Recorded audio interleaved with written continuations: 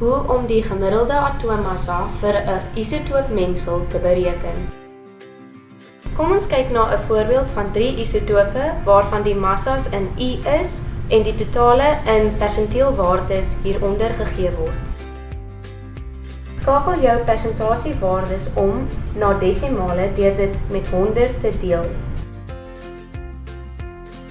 Vermenigvuldig die massa van elke isotoop met die desimale waarde van sy totale. Tel die individuele waardes bymekaar en rond af jou resultaat indien nodig tot die aantal desimale plekke wat in die vraag versoek word. Kontroleer jouself. Oefen die onderstaande voorbeeld en los jou antwoord in die kommentaar.